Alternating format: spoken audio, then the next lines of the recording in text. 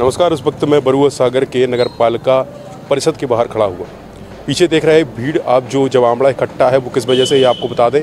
ब्रजेश पटेरिया जो कि एक गरीब व्यापारी थे, उनकी दुकान नगर पालिका द्वारा खाली करा ली गई, ऐसा आरोप यहाँ के व्यापारी लगा रहे हैं, यहाँ की नगरवासी लगा रहे हैं, जिस कारण उनकी मौत हो गई सदमे की वजह से। तो पीछे ब्रजेश पटेरिया का शव रखकर प्रदर्शन किया जा रहा है, विरोधाभास जताया जा रहा है। और क्या कहते हैं यहाँ के नगरवासी, क्या कहा व्यापारियों ने, क्या कुछ कहा, ये आप सुन लीजिए। किस प्रकार का विवाद अब पीछे हो रहा है और कौन से उच्च अधिकारी इसको संज्ञान में लेते हैं, ये भी हम आपको दिखाएंगे इस पूरी खबर में। देखिए क्या कहते हैं बरुआ सागर के नगरवासी। ये बताइए किस प्रकार का विरोध नगर पालिका के सामने हो रहा है, क्यों इकट्ठी है इतनी भीड़? नगर पालिका के जो पूर्व पार्षद थे ब्रजेश पटेरिया जी, उनकी यहाँ पुरानी मंडी में एक मिठाई की दुकान थी जो उन्हें नगर पालिका द्वारा आवंटित थी। बीच में नगर पालिका की शासी अधिकारी, अध्यक्ष और अध्यक्षपति, इन सभी लोगों ने मिलके उनकी दुकान को जबरन खाली करा लिया था और उनका जो सामान था वो भी दुकान का भर के ले गए थे, खुर्द-बुर्द कर दिया। लाखों का सामान था उसमें। और उस व्यक्ति को जिसकी परिवार की रोजी रोटी का एकमात्र साधन वो दुकान थी, उसको सड़क पे लाके खड़ा कर दिया था, जिससे उस व्यक्ति का इतना मानसिक और आर्थिक शोषण किया, जिस वजह से वो व्यक्ति टूट गया और आज उस व्यक्ति की उसी सदमे के कारण मौत हो गई। ये पूरे नगर को विदित है। इनकी मौत का जिम्मेवार कौन है, इस बात का भी प्रशासन को ध्यान देना चाहिए कि एक इस तरह का अन्याय एक ब्राह्मण परिवार के साथ होता है और इसके बाद भी उस व्यक्ति को दुकान नहीं दी जाती है। आज उनके परिवारजनों ने उस व्यक्ति के खत्म हो जाने के बाद उसकी लाश का अंतिम संस्कार न करके नगर पालिका के गेट पर रख के उस अन्याय के खिलाफ न्याय की मांग की है।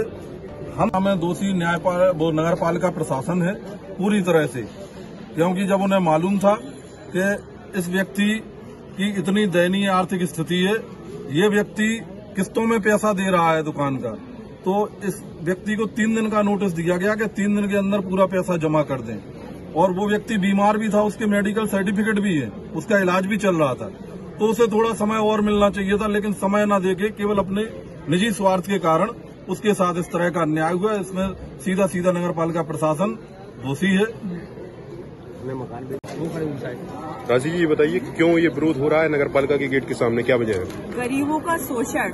और जैसा कि हम सभी जानते हैं, पिछले 6 महीने से हम इस पीड़ित परिवार के साथ संघर्ष कर रहे हैं। पिछले समय जो हम लोगों ने यहाँ पर धरना दिया था, उसका कोई भी फल नहीं निकला है। और नगर पालिका परिषद की जो मनमानी और इन लोगों का जो गरीबों के प्रति और ब्राह्मणों के प्रति जो शोषण चल रहा था, आज उसका फल हम सभी यहाँ देख रहे हैं।